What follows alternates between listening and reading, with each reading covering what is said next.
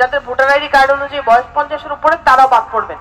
এই জন্য কাজ যেন সুশৃঙ্খল হয়, আমাদের জন্য আবার লোক বাছাই করতে না হয়, সেই জন্য এখনই আমরা ফেয়ার ভাবে সেই সিলেকশনটা করব।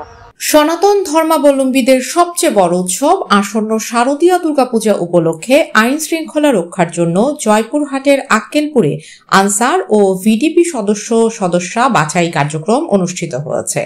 আনসার ও ভিডিপি বাহিনীর জয়পুরহাট জেলা কমান্ড্যান্ট মির্জা সিফাত-ই খোদা এর নেতৃত্বে বৃহস্পতিবার বেলা 11টায় আক্কেলপুর উপজেলা পরিষদ চত্বরে এই বাছাই কার্যক্রম অনুষ্ঠিত হয়।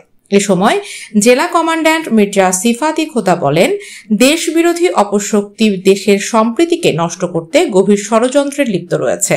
তারা বিভিন্ন ধর্মীয় অনুষ্ঠানকে ঘিরে চক্রান্ত করে বিরোধ ছড়াতে যাচ্ছে। সেজন্য উপজেলা আনসার ভিডিপি কর্মকর্তাদের ও সদস্যদের সতর্কতার সাথে দায়িত্ব পালন করতে হবে। সদস্য বাছাইয়ে ওয়ার্ড থেকে উপজেলা ও জেলা পর্যায়ে দায়িত্বপ্রাপ্ত কোনো কর্মকর্তা অর্থনৈতিক লেনদেনে জড়িত হওয়া যাবে না। আর্থিক লেনদেনের সাথে কেউ জড়িত হয়েছে এমন তথ্য ও প্রমাণ দিতে পারলে তাকে 5,000 টাকা পুরস্কার দেওয়া হবে। এ সময় উপস্থিত ছিলেন আক্কেলপুর উপজেলা আনসার ও ভিডিপি কর্মকর্তা কাজী মাকামাম মাহমুদা, কালাই উপজেলা কর্মকর্তা মোসাম্মদ বিলকিস বেগম, উপজেলা প্রশিক্ষক মোহাম্মদ বাবু মিয়া, উপজেলা প্রশিক্ষিকা মুনিরা ও জয়পুরহাট সদর উপজেলা প্রশিক্ষিকা সাবরিনা মমতাজ।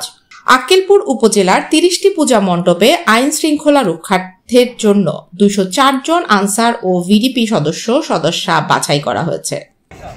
সবাই পরিপাটিভাবে নির্বাচনের দায়িত্ব পালন, পূজা ডিউটির দায়িত্ব পালন করবেন। মেয়েরা যারা আছেন আপনারা শাড়ি পরবেন, এই যে উপরে শাড়ি দিয়ে ঘুমটা দিবেন, আলাদা করে যে হিজাব বান্ধা এগুলো করবেন না। যদি কারো এরকম সমস্যা থাকে যে না আমাকে হিজাব পরতেই হবে, আপনাদের ডিউটিতে আসার প্রয়োজন নেই। বুঝতে পেরেছেন?